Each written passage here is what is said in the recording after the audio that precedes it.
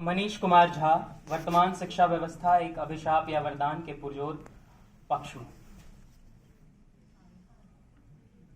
आदरणीय निर्णायक मंडली एवं मेरे आगंतुक श्रोताओं, इस मां भारती की पावन भूमि पर इठलाता, अटखेलियां करता, मंत्र मुग्ध कर देने वाली किलकारियों के संग जब यह बाल मस्तिष्क पैदा हुआ तो उसे आईएएस, आईपीएस से लेकर डॉक्टर, इंजीनियर तक बनाने की अनेक अभिलाषाएं भी पैदा हुई।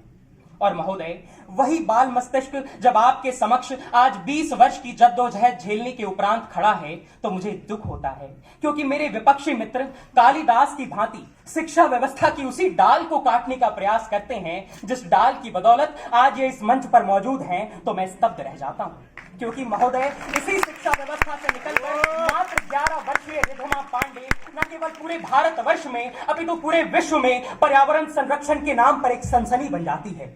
इसी शिक्षा व्यवस्था से निकलकर महज एक डीआरडीओ का प्रशिक्षु गरुड़ नामक ड्रोन बनाकर भारत को सर्जिकल स्ट्राइक में सफलता दिलाता है। और महोदया, दुनिया की इकलौती ऐसी शिक्षा व्यवस्था जहां एबीसीडी बाद में और माँ बाप के चरण स्पर्श करना पहले सिखाया जाता है, बावजूद इसके यदि हम ऐसी शिक्षा व्यवस्था पर प्रश्न चिन्ह खड़े करते हैं तो शायद हम उन सारी साहसिक मानसिकताओं पर प्रश्न चिन्ह लगाते हैं जिनकी बदौलत भारत आज दुनिया की सबसे बड़ी वैश्विक शक्ति बनने की ओर अग्रसर है। हम दरअसल रिधिमा पांडे जैसी लाखों ऊर्जावान महिलाओं के साथ अन्याय करते हैं, क्योंकि महोदया, उन्होंने दिखाया है कि इसी शिक्षा व्यवस्था में रहकर कीर्तिमान रचे तो जा सकते हैं। अब यह आपके व्यक्तिपरक कौशल पर निर्भर करता है, लेकिन एक मंच पर खड़े होकर तमाम विपदाओं का ठिकरा इसी शिक्षा व्यवस्था पर फोड़ना बहुत आसान है। लेकिन जरा हम अपने ही गिरोह में झांक कर देखें। मेरे विपक्षी मित्रों में से किसी को भी साल में 4 बार परीक्षाएं नहीं चाहिए, लेकिन जरा हम अपने ही गिरोह में झांक कर देखें कि क्या बगैर परीक्षा के हम उसी शिद्दत के साथ पढ़ाई करते हैं,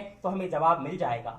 महोदया, किसी भी समस्या का हल निंदा करना नहीं होता। समस्या तब सुधरेगी जब एक एक युवा जागेगा, अपनी समस्याएं समझेगा और उसका ईमानदारी पूर्वक निर्वहन करेगा। और महोदया, ऐसे ही अटल जी कहा करते थे, ये सरकारें आएंगी जाएंगी, ये पार्टियां बनेंगी बिगड़ेंगी, लेकिन ये देश रहना चाहिए। और ये देश एक एक तबके के एक एक शख्स से मिलकर बनता है। इन व्यवस्थाओं से देश नहीं बनता। ये व्यवस्थाएं बदलेंगी, लेकिन ये देश शाश्वत है।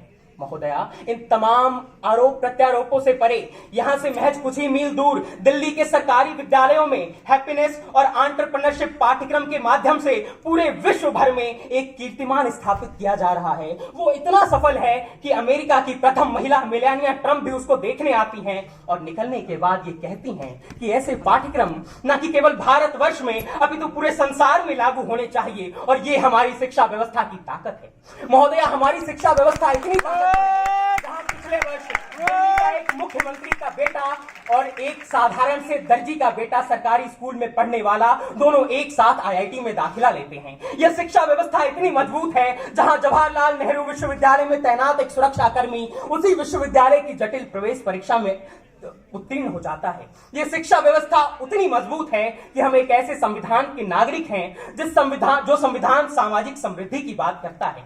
हमारा संसद 86वें संविधान संशोधन के तहत शिक्षा के अधिकार को एक मौलिक अधिकार बनाता है ताकि एक एक तबके तक ये शिक्षा पहुंच पाए। और यही जीता जागता उदाहरण है जहां हर एक जाति, हर एक धर्म, लड़का लड़की, हर किसी को सम्मिलित किया गया है। और अंततः ऐसे शिक्षा व्यवस्था की खिलाफत मैं कतई नहीं कर सकता, क्योंकि महोदया, यूनान, मिस्र, रोमा सब मिट गए जहां से, बाकी मगर है अब तक नामो निशा हमारा।